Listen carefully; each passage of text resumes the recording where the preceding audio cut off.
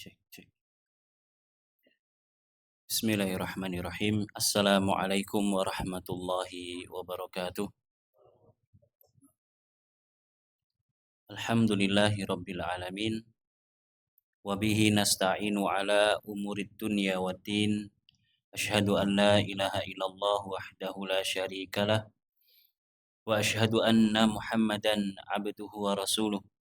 Sallallahu alaihi wa ala alihi wa sahbihi. Wa man sara ala nahjihi wa tamassaka bisunnatihi ila yaumiddin. Rabbi shrah li sadri wa yassir li amri wahlul 'uqdatam min lisani yafqahu qawli. Kita panjatkan puji syukur kehadirat Allah Azza wa Jal. Di malam yang mulia ini Allah izinkan kita untuk berkumpul kembali, bermajelis kembali di salah satu masjidnya, Masjid As-Salam. Kita berharap kepada Allah semata, semoga Allah berkenan melimpahkan kepada kita semua ilmu yang bermanfaat, yang membuahkan amal soleh, sehingga bisa menjadi bekal kita untuk menghadap kepadanya di hari kiamat kelak. Amin ya rabbal alamin. Allahumma allimna ma yanfa'una, wanfa'na bima 'allamtana, wa zidna ilman ya rabbal alamin. Allahumma inna nas'aluka ilman nafi'an wa rizqan tayyiban wa amalan mutaqabbalan. Salawat dan salam semoga senantiasa tercurahkan kepada baginda kita, uswah hasanah kita, Nabi Agung Muhammad sallallahu alaihi wasallam, kepada keluarga beliau, para sahabatnya, serta segenap umat yang senantiasa setia mengikuti jalan hidup beliau dengan baik dan benar. Bapak Ibu rahimani wa rahimakumullah, tidak terasa hari ini kita sudah masuk di hari kedua daripada bulan Dzulhijjah. Kita sudah masuk di hari kedua daripada bulan Dzulhijjah, di mana bulan Dzulhijjah ini terdapat waktu-waktu yang istimewa, yaitu tepatnya di siang hari 10 hari pertama dari bulan ini. 10 hari pertama dari bulan Dzulhijjah. Di antara yang menunjukkan hal tersebut adalah firman Allah Subhanahu wa taala, wal fajr wa layalin 'ashr. Firman Allah dalam surat Al-Fajr, demi waktu fajar dan demi malam yang jumlahnya ada 10. Para ulama kita menafsirkan yang dimaksudkan malam jumlahnya 10 ini adalah siang hari dari bulan Dzulhijjah. Siang hari di awal bulan Dzulhijjah. Bahkan Nabi kita Muhammad sallallahu alaihi wasallam, beliau mengatakan sebagaimana dalam hadis yang diriwayatkan oleh Abdullah bin Abbas, "Ma min ayyamin al-'amalu shalihu fihinna ahabbu ila Allah minhu fi hadhihi al-ayyamil 'ashri." Kata beliau, tidak ada hari-hari yang amalan-amalan lebih Allah cintai dibandingkan 10 hari ini. Qalu, para sahabat bertanya, walal jihadu fi sabilillah. Wahai Rasulullah, tidak pula jihad di jalan Allah. Artinya, jihad ini merupakan amalan yang merupakan puncak. Yang seseorang kalau dia berjihad, dia mengorbankan harta dan nyawanya. Maka amalan jihad, kata Rasulullah sallallahu alaihi wasallam, memberikan jawaban kepada para sahabat, qala walal jihadu fi sabilillah. Beliau menjawab, bahkan pun jihad di jalan Allah tidak lebih utama jika dibandingkan dengan amalan yang dilakukan di siang hari di 10 awal bulan Dzulhijjah ini. Namun Nabi sallallahu alaihi wasallam mengecualikan, kata beliau, illa rajulun kharaja binafsihi wa malihi wa lam yarji' min dzalika bi syai'in. Kecuali seorang yang keluar untuk berjihad. Dia membawa harta dan jiwanya. Dia keluar ke medan jihad, menunaikan kewajiban sebagai seorang muslim ketika dipanggil untuk berangkat berjihad. Dia keluar membawa hartanya sebagai bekal dan membawa jiwanya, membawa nyawanya. Kata Rasulullah, walam yarji min dzalika syai'un. Dan dia tidak kembali sama sekali, baik hartanya ataupun dirinya. Dia meninggal, dia syahid di jalan jihad. Dia gugur sebagai seorang syahid. Maka hanya ini saja yang bisa mengalahkan amalan saleh di awal bulan Zulhijjah ini. Maknanya apa Bapak Ibu rahimani wa rahimakumullah? Maknanya kita sekarang berada di hari-hari yang istimewa. Kita berada di hari-hari yang istimewa. Tanggal 1 sampai tanggal 10 Zulhijjah. Dan perlu kita fahami bahwa bulan Zulhijjah adalah bulan suci. Bulan suci itu ada 4. Apa saja? Dzulqa'dah, Zulhijjah, Rajab, dan satunya lagi Muharram. Di mana bulan Ramadan? Bulan Ramadan bukan bulan suci sebagaimana yang dimaksudkan oleh syariat. Maksudnya bulan suci adalah bulan yang disucikan oleh Allah Subhanahu wa taala, terhormat. Tidak boleh melakukan peperangan, tidak boleh melakukan pengerusakan dan seterusnya. Amalan soleh di dalamnya dilipat gandakan, dosa pun juga demikian. Ini bulan Zulhijjah. Dan di bulan ini kaum muslimin berbondong-bondong menunaikan ibadah haji ke tanah suci. Adapun mereka yang tidak berangkat haji, maka Allah Subhanahu wa taala pun memberikan keistimewaan. Mereka yang berangkat mendapatkan keistimewaan di sisi Allah Subhanahu wa taala. Adapun yang tidak berangkat pun juga dapat keistimewaan. Di antaranya kita bisa melaksanakan ibadah-ibadah yang istimewa di siang harinya.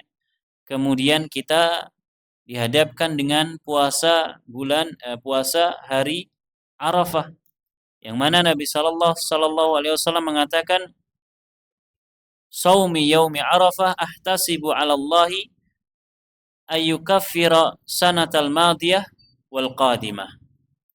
Puasa di hari Arafah, saya berharap kepada Allah ini akan menghapuskan dosa yang telah lalu, setahun yang telah lalu, dan dosa setahun yang akan datang.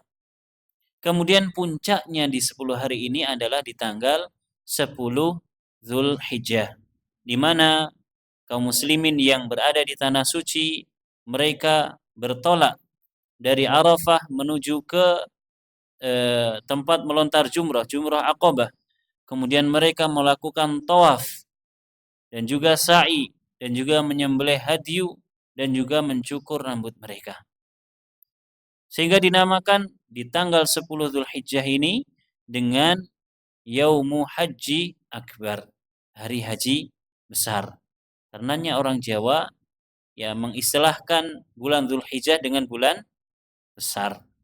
Karena memang ada amalan-amalan yang luar biasa yang tidak bisa ditunaikan kecuali di bulan ini. Adapun kita yang di tanah air yang tidak melaksanakan ibadah haji, puncaknya pun juga berada di tanggal 10. Kita di tanah air melaksanakan sholat Id di pagi harinya. Kemudian kita melakukan syiar yang Allah Subhanahu wa taala syariatkan untuk kita, yang merupakan ibadah yang agung, yaitu menyembelih hewan kurban.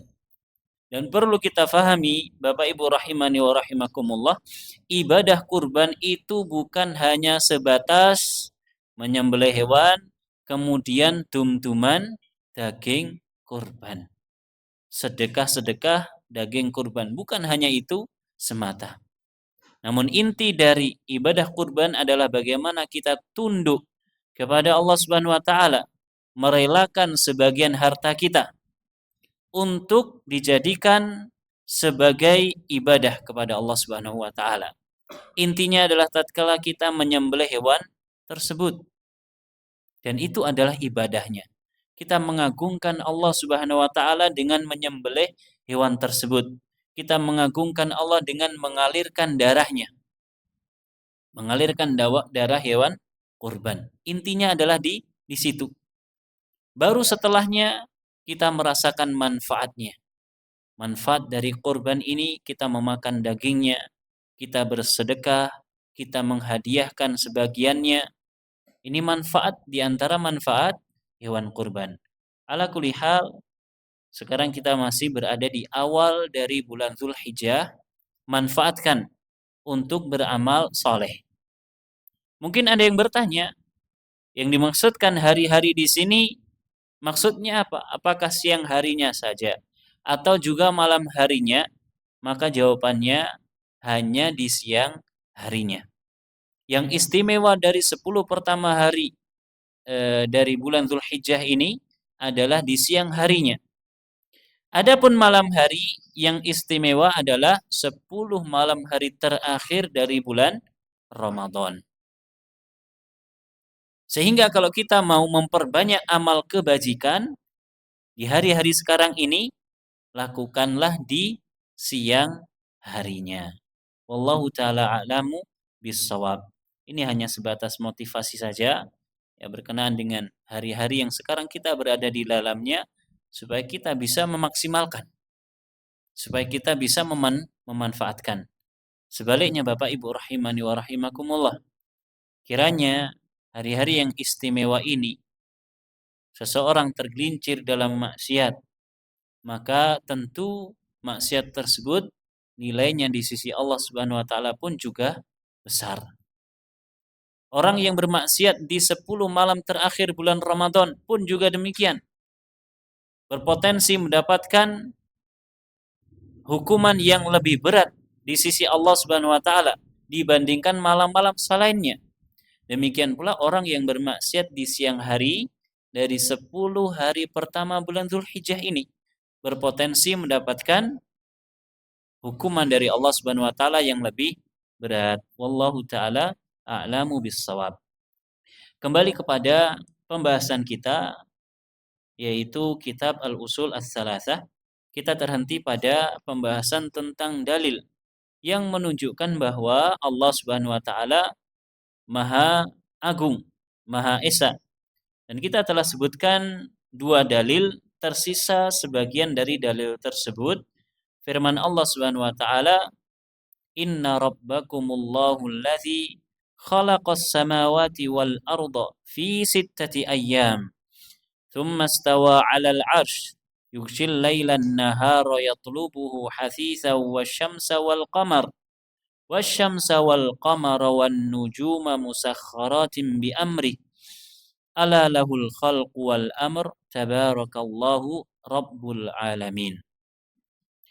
Kita terhenti pada firman-Nya, ala lahul khalqu wal amr. Ketahuilah bahwasannya hanya milik Allah, hanya hak Allah al-khalqu, penciptaan. Ketahuilah bahwasanya yang berhak untuk menciptakan hanya Allah Subhanahu wa taala. Setelah Allah sebutkan ayat-ayat dan juga makhluk-makhluk Allah yang agung, yang besar, langit, bumi, bintang, matahari, bulan, dan seterusnya, arsy, semuanya adalah makhluk Allah yang besar. Dan semuanya yang diciptakan hanya Allah Subhanahu wa ta'ala. Maka jawabannya adalah bala. Inna lahul khalqal ladzi sadarat anhu jami'u al-makhluqat.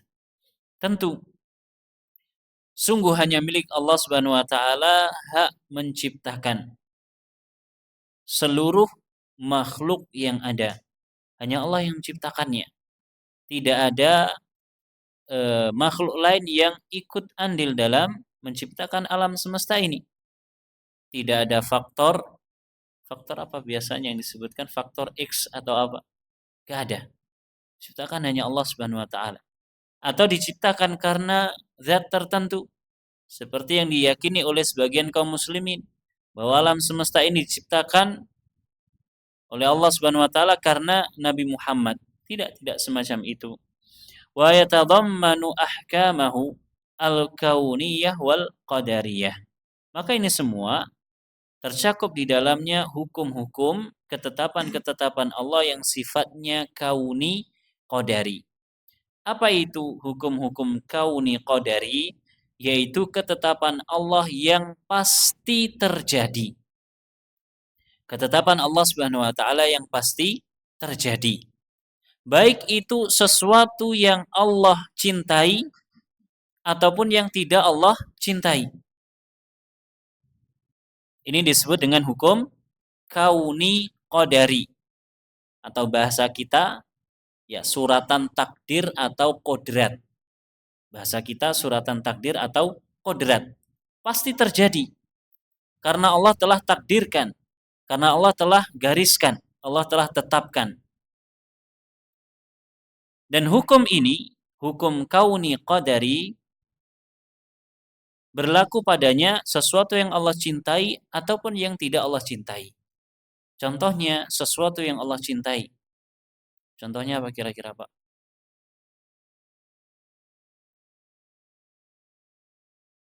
Istri? Contohnya yang gampang, keimanan Abu Bakar As-Siddiq radhiyallahu anhu. Abu Bakar adalah salah satu makhluk Allah, salah satu sahabat Nabi yang paling mulia. Dan beliau beriman kepada Nabi. Pertanyaannya, apakah Allah cinta? Apakah Allah suka kalau Abu Bakar beriman? Jawabannya, ya. Allah mencintai keimanan para hambanya. Dan apakah terjadi? Terjadi. Kenapa terjadi? Karena berkaitan dengan hukum Allah kauni qadari. Ini yang Allah cintai. Contoh sebaliknya yang tidak Allah cintai, namun terjadi. Contohnya adanya Abu Jahal. Apakah Allah suka dengan Abu Jahal? Apakah Allah cinta dengan Abu Jahal? Tidak. Fir'aun. Allah tidak suka, tidak cinta dengan Fir'aun. Namun Allah ciptakan. Allah tetapkan Fir'aun itu ada. Kenapa demikian? Karena kaitannya dengan hukum Allah kauni qadari yang pasti terjadi.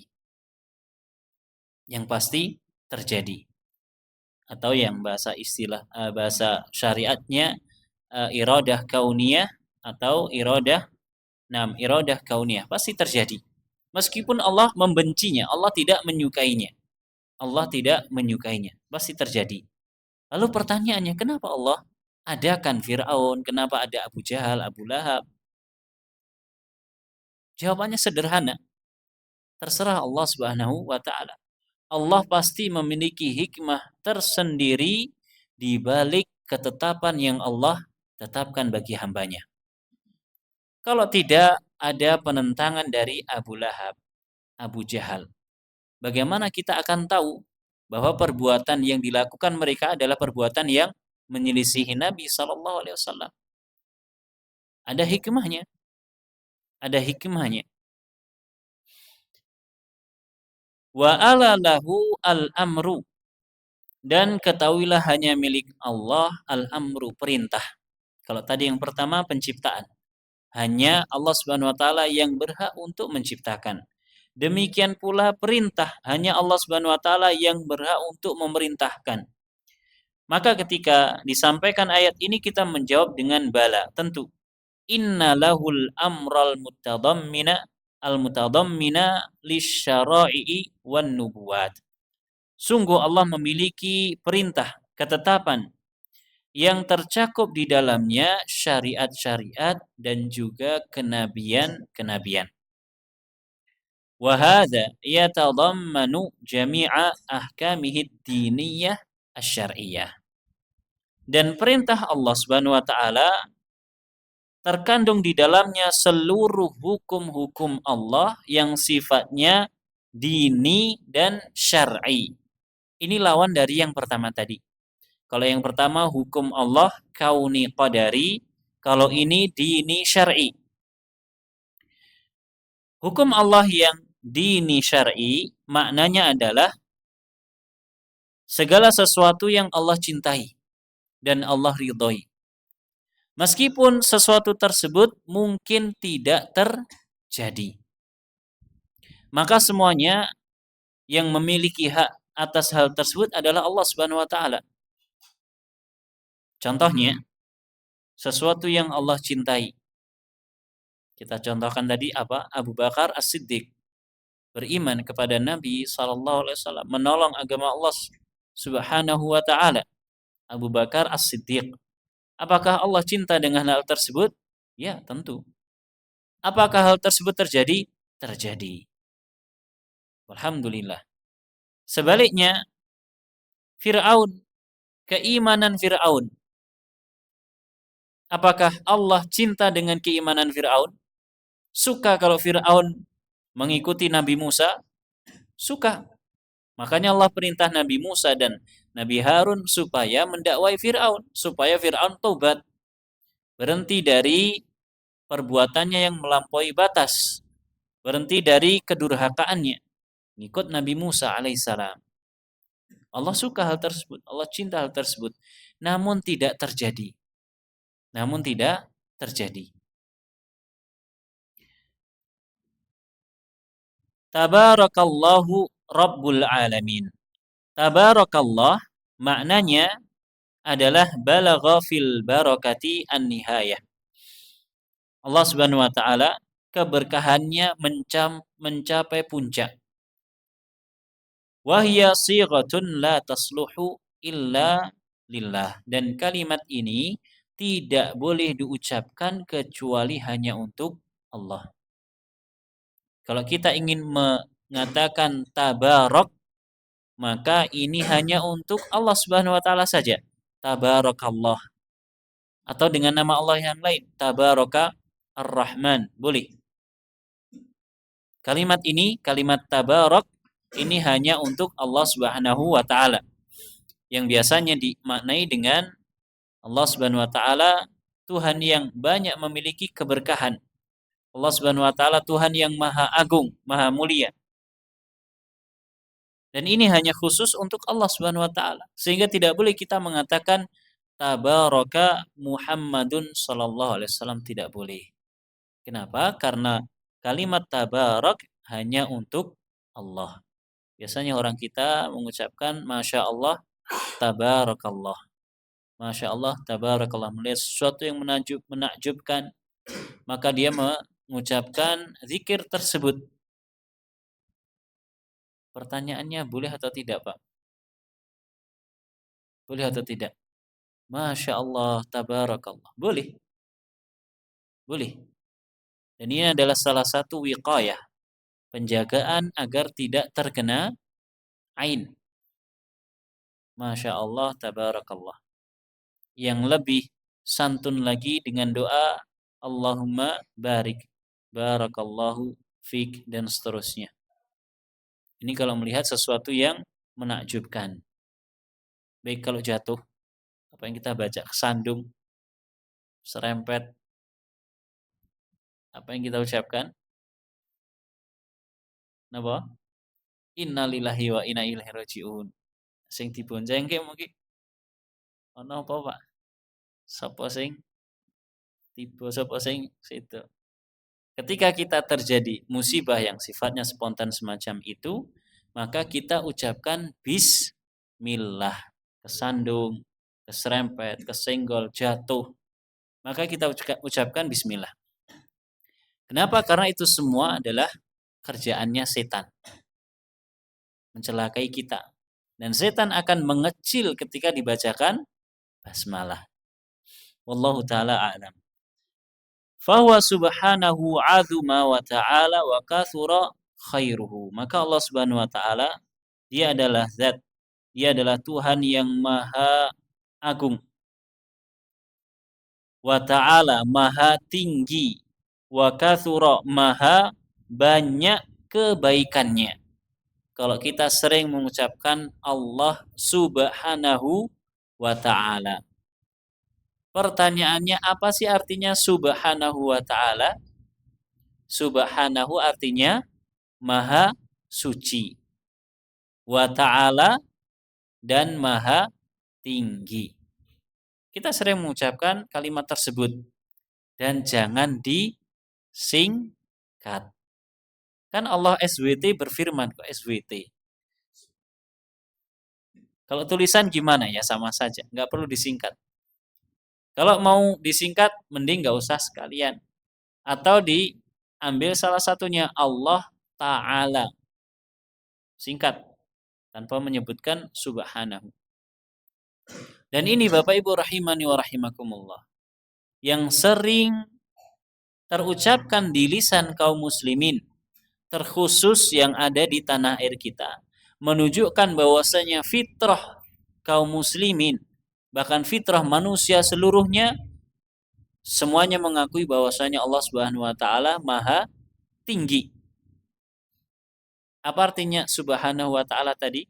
Subhanahu Maha suci dari segala bentuk kekurangan, cacat, hal-hal yang ya tidak baik.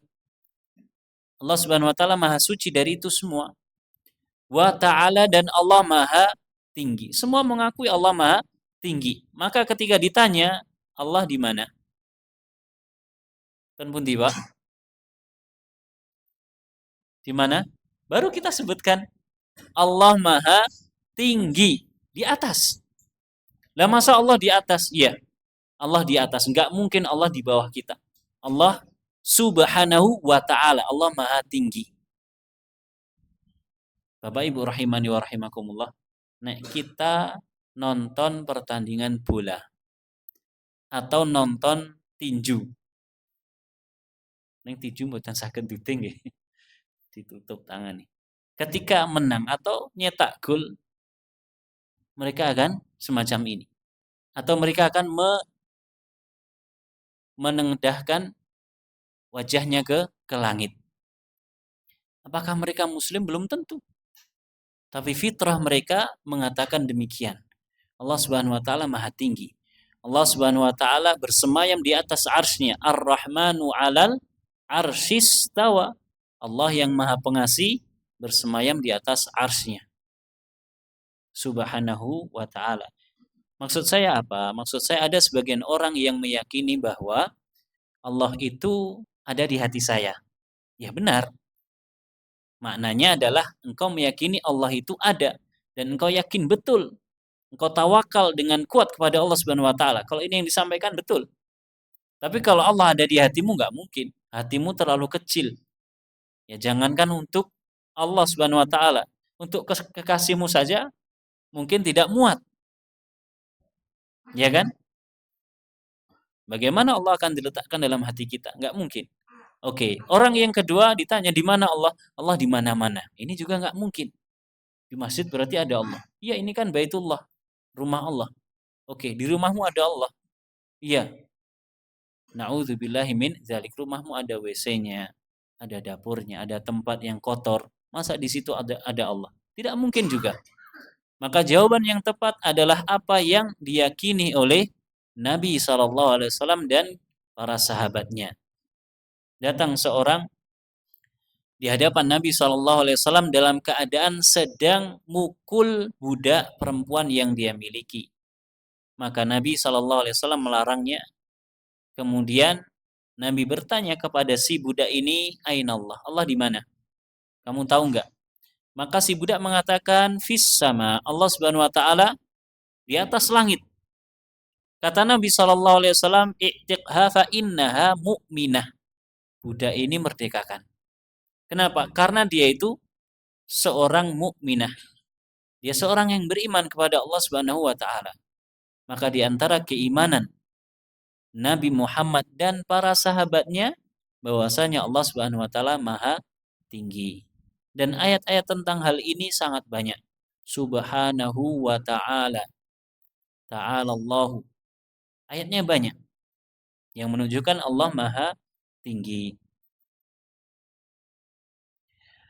Fatabaraka fi nafsihi, maka Maha tinggi Allah Subhanahu wa taala dan penuh dengan keberkahan fi nafsihi, pada dirinya, li azamati awsafihi wa kamalihi wa kamaliha, disebabkan karena agungnya sifat-sifat yang Allah miliki dan sempurnanya sifat-sifat tersebut. Kita sering sampaikan Allah memiliki sifat. Dari mana sifat tersebut? Dari nama-nama Allah, dari Asmaul Husna. Setiap Asmaul Husna terkandung di dalamnya sifat Allah. Sifat yang disandang oleh Allah Subhanahu wa taala. Karena tidak mungkin Allah menetapkan nama untuk dirinya tanpa ada makna di dalamnya. Allah memberikan nama untuk dirinya Ar-Rahman, Ar-Rahim. Apa maknanya? Apakah yogi gur jenenge Allah sing keloro, sing ketelu, Ar-Rahman, Ar-Rahim? Tidak. Ar-Rahman, Allah Subhanahu wa taala zat yang maha penyayang, yang kasih sayangnya meliputi seluruh makhluknya, baik yang mukmin ataupun yang kafir. Ar-Rahim, Allah maha pengasih, yang kasih sayang Allah Subhanahu wa taala dari nama Allah Ar-Rahim dikhususkan untuk hamba-hambanya yang beriman, dan dikhususkan untuk mereka ketika mereka nanti masuk ke dalam surganya. Ini terbolak-balik Ar-Rahman Ar-Rahim karena keduanya ini artinya sama, namun maknanya berbeda. Keduanya maknanya adalah maha pengasih, maha penyayang, sama. Namun maknanya berbeda. Maksudnya bagaimana? Kalau Ar-Rahman, kasih sayang Allah itu luas. Saking luasnya kasih sayang Allah sampai mencakup orang-orang kafir pun dapat kasih sayang dari Allah. Hewan-hewan buas pun dapat kasih sayang dari Allah. Semua alam semesta dapat kasih sayang dari Allah Subhanahu wa taala. Adapun Ar-Rahim khusus hanya untuk orang-orang yang beriman. Bedanya di situ. Nah, tidak mungkin Allah Subhanahu wa taala menetapkan nama atau Asmaul Husna untuk dirinya kecuali pasti ada maknanya. Ada sifat yang terkandung di dalam nama tersebut. Beda dengan makhluk, beda dengan manusia. Manusia namanya bagus. Namun belum tentu tindak tanduke bagus. Toto kromone bagus, belum tentu. Orang namanya Muhammad misalkan. Jenenge Muhammad tapi kelakuannya ya Allah. Ada atau tidak? Ada. Dan banyak. Namanya Abdullah. Tapi dia ternyata na'udzubillah murtad misalkan. Ada. Ada. Kenapa? Karena nama makhluk itu tidak sesuai dengan sifat yang disandang oleh makhluk tersebut. Belum tentu sesuai. Beda dengan Allah Subhanahu wa taala. Wa baraka fi ghairihi bi ihlalil khairi al jazil. Kemudian Allah memberkahi selainnya, selain Allah Subhanahu wa taala dari kalangan makhluk-makhluknya dengan meletakkan kebaikan yang banyak pada makhluk-makhluk tersebut. Wal birril katsir, kebaikan yang banyak. Wa huwa subhanahu rabbul alamin. Dan dia Allah Subhanahu wa taala adalah Rabbul alamin. Rabb, Tuhan yang menciptakan, mengatur, memberikan rizki alam semesta seluruhnya. Al-mun'imu alaihim bi khairatihi, yang memberikan kenikmatan-kenikmatan untuk alam semesta seluruhnya, bi khairatihi, dengan kebaikan-kebaikan, wasabighi fadlihi, dan anugerah-anugerahnya yang luar biasa. Bapak Ibu rahimani wa rahimakumullah, hakikatnya kita hidup di dunia adalah cari keberkahan dari Allah Subhanahu wa taala. Ngalap berkah. Dan banyak di antara kaum muslimin yang salah dalam ngalap berkah. Allah Subhanahu wa taala telah memberikan aturan dalam hal tersebut. Kalau kita ingin mendapatkan keberkahan dari Allah, cari pada hal-hal yang memang Allah letakkan padanya keberkahan. Di antaranya apa? Salat, Al-Qur'an, membaca Al-Qur'an, mentadaburi, mempelajari isinya, akan mendapatkan keberkahan. Salat, berkumpul dengan orang-orang soleh, keberkahan. Kemudian memakan makanan yang halal dan baik, yang diperoleh dengan cara yang halal, ini akan mendatangkan keberkahan. Memulai aktivitas dengan doa, ini adalah keberkahan. Dan ini yang kita cari. Keberkahan adalah kebaikan yang banyak, dan kebaikan tersebut terus-menerus ada. Sebagian kaum muslimin salah dalam ngalap berkah. Ngalap berkah niki sisane Pak Ustadz di tinggi rebutan. Wonten berkahin apa mboten niki? Gak ada. Keberkahan kalau kita baca bismillah kemudian kita minum akan mendatangkan keberkahan. Adapun sisa Pak Ustadz, sisa Pak Kiai, Gus, Habib, atau dicelupkan tangan ke dalamnya, gak ada sama sekali. Tidak ada sama sekali. Karena keberkahan itu ya bukan pada personal tertentu. Wallahu taala a'lam. Kita di dunia mencari keberkahan dan di akhirat kita mencari rahmat serta maghfirah Allah Subhanahu wa taala. Ketika seseorang meninggal, pertama kali gelar apa yang disematkan kepada dia? Napa? Almarhum. Apa Pak artinya almarhum? Almarhumah. Almarhum yang dirahmati oleh Allah Subhanahu wa taala. Almarhumah untuk perempuan. Pertanyaannya dari mana kita tahu kalau ini jenazah dirahmati oleh Allah Subhanahu wa taala? Kita nggak tahu. Dan kalimat almarhum ini adalah memastikan bahwa dia dirahmati. Allahu a'lam, boleh jadi mungkin orang-orang tua kita dahulu mengucapkan kalimat almarhum ini dalam rangka untuk tafaul. Tafaul itu merasa baik dengan mengucapkan almarhum, mudah-mudahan ini jenazah ini akan mendapatkan rahmat dari Allah Subhanahu wa taala. Itu yang kita cari. Meskipun lafaz almarhum ini sebenarnya kurang tepat. Yang tepat adalah dengan lafaz doa. Seperti rahimahullah atau Allah yarhamuhu. Ini yang lebih tepat. Rahimahullah, Allah yarhamuhu, Allah yarhamuha, rahimahullah. Ini yang lebih tepat. Ini yang kita cari ketika kita wafat nanti. Rahmat Allah Subhanahu wa taala. Orang yang dirahmati Allah maknanya Allah telah ampuni dosa-dosanya dan Allah tambahkan untuknya kasih sayang.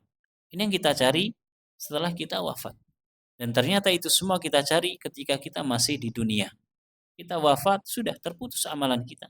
Kita tidak mampu untuk melakukan amalan apa saja kecuali 3 hal yang disampaikan oleh Nabi Sallallahu Alaihi Wasallam.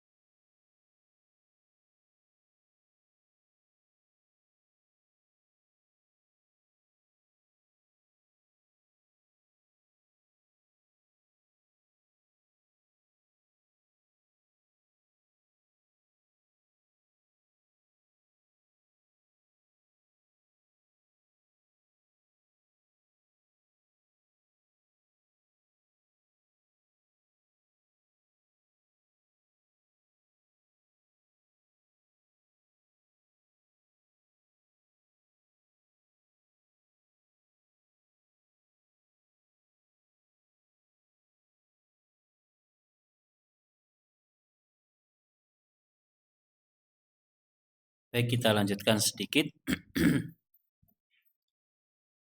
Setelah membawakan dalil tersebut, penulis mengatakan warabbu huwal ma'bud. Rabb, ar-rabbu dialah yang diibadahi. Bagaimana penjelasannya? Rabbul khaliqu litilkal makhluqatil azimah minas samawati sab'i wa man fihinna wa ma bainahuma. Rabb atau Tuhan yang telah menciptakan seluruh makhluk-makhluk yang agung tersebut. Baik itu berupa langit yang jumlahnya ada 7 dan juga penghuninya dan juga bumi serta yang berada di antara langit dan bumi. Maka huwal malikul mutasarrifu, dialah sang raja yang mengatur, al-muttasifu bisifatil kamal, yang memiliki, yang menyandang sifat-sifat kesempurnaan. Semua sifat Allah, Bapak Ibu rahimani wa rahimakumullah, adalah sifat yang sempurna. Tidak ada sifat yang cacat, yang kurang bagi Allah Subhanahu wa taala. Termasuk tadi yang kita bahas, ada hukum Allah yang sifatnya kauni qadari. Kemudian kita bertanya, kenapa Allah menciptakan Fir'aun? Kenapa Allah tidak ciptakan semua orang beriman saja? Dan ini bukan sebuah kekurangan bagi Allah Subhanahu wa taala. Maka jawabannya terserah Allah, karena Allah memiliki hikmah di balik itu semua. Kita tanya balik, kenapa Allah tidak ciptakan engkau sebagai orang yang senantiasa taat seperti para malaikat? Coba kita tanya diri kita. Kenapa saya kadang terjatuh dalam hal-hal yang maksiat? Kenapa kita tidak lurus-lurus saja? Ada hikmah di balik itu semua. Kenapa terkadang saya gampang rezekinya, kadang susah, kadang lancar, kadang seret? Ada hikmahnya. Yang terkadang kita memahami hikmahnya setelah semuanya terjadi. Oh, jebule aku saiki lagi diuji seret. Ben iso bersyukur nek pas lagi lancar. Ada hikmahnya. Ini masih pada diri kita, belum alam semesta seluruhnya. Allah Subhanahu wa taala memiliki hikmah yang sangat luar biasa, yang mungkin akal kita tidak mampu untuk mencernanya. Dialah Allah yang menciptakan, merajai, mengatur, dan Dia menyandang, memiliki sifat-sifat yang sempurna. Tidak ada sifat yang kurang, yang cacat bagi Allah Subhanahu wa taala. Wa huwal ma'budu, dan Dialah Allah al-ma'bud, yang berhak untuk diibadahi. Al-mustahiqqu lil ibadati wahdahu duna man siwahu.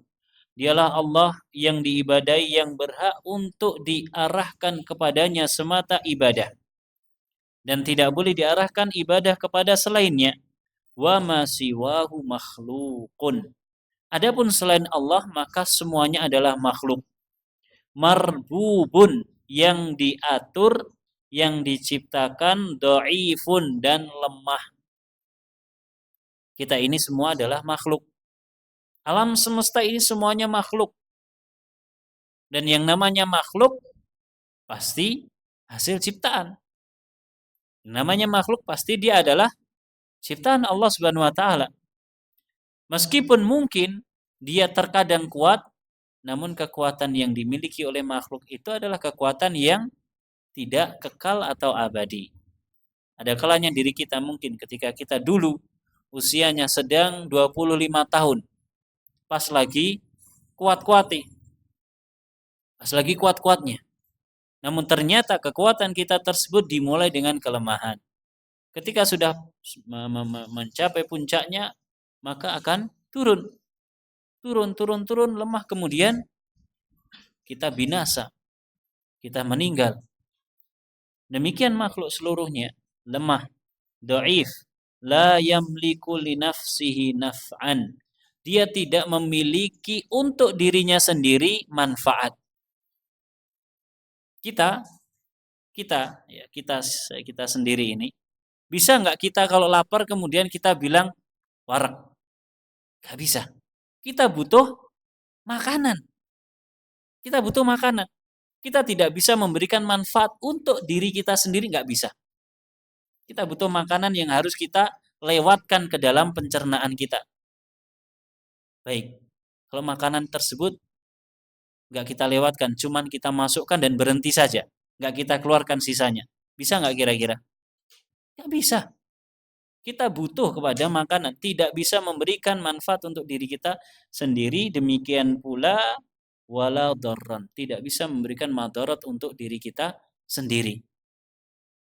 Betapa banyak kita saksikan ya, atau kita dengar kabar orang berusaha bunuh diri kemudian gagal. Ingin mencelakai dirinya sendiri gagal. Terus ngombe baygon ngasih pirangane pak, konangan dibawa ke rumah sakit gagal. Mau manjat gantung diri gagal lagi. Tidak bisa memberikan madarat untuk dirinya sendiri. Ini kita contohkan hal-hal yang mudah untuk kita contohkan. Selainnya banyak. Selainnya banyak. Allah Subhanahu wa taala yang mengatur kita semua. Allah yang mengatur kebutuhan kita, hajat kita. Bahkan Allah yang mengatur madarat untuk diri kita. Bahkan alam semesta seluruhnya Allah yang mengaturnya. Wallahu taala alamu bissawab. Ini yang bisa disampaikan, mudah-mudahan bermanfaat. Wallahu taala alam. Kita akhiri dengan membaca doa kafaratul majlis. Subhanakallahumma wa bihamdika asyhadu an la ilaha illa anta astaghfiruka wa atubu ilaik wa sallallahu ala nabiyyina Muhammad wa ala alihi wa sahbihi wa sallama tasliman katsira. Wassalamualaikum warahmatullahi wabarakatuh.